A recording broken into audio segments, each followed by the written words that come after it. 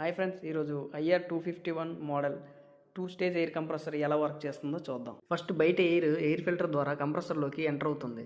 Air filter ఎయిర్లో dust ఇంప్యూరిటీస్ని remove చేస్తుంది. తర్వాత air LP cylinder అంటే లో ప్రెషర్ సిలిండర్లోకి వెళ్ళి ఫస్ట్ స్టేజ్ కంప్రెషన్ అవుతుంది. దానివల్ల ఎయిర్ 4 to 6 kg/cm² ప్రెషర్ పెరిగి హీట్ అవుతుంది. ఆ హాట్ ఎయిర్ ఇంటర్కూలర్ ద్వారా కూల్ అయ్యి HP అంటే హై ప్రెషర్ సిలిండర్లోకి వెళ్తుంది.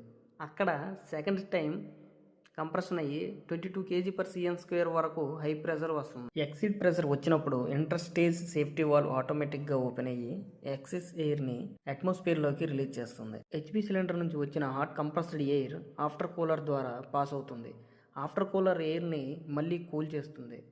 కూలింగ్ వల్ల ఎయిర్లో ఉన్న మాయిశ్చర్ వాటర్ డ్రాప్లెట్స్గా కన్వర్ట్ అవుతుంది. నెక్స్ట్ ఆ ఎయిర్ మాయిశ్చర్ సపరేట్లోకి వెళ్తుంది. ఇక్కడ వాటర్ డ్రాప్లెట్స్ మరియు మాయిశ్చర్ సపరేట్ అవుతుంది. Clean and dry compressed air మాత్రమే మిగులుతుంది. దాని తర్వాత ఎయిర్ ప్రెషర్ రిడ్యూసర్లోకి వెళ్తుంది. ఇక్కడ రిక్వైర్డ్ ఆపరేటింగ్ ప్రెషర్ మెయింటైన్ చేస్తారు. యాక్సెస్ ప్రెషర్ని కంట్రోల్ చేస్తారు. ఫైనల్గా ఈ clean high pressure air receiver ట్యాంక్లో స్టోర్ అవుతుంది.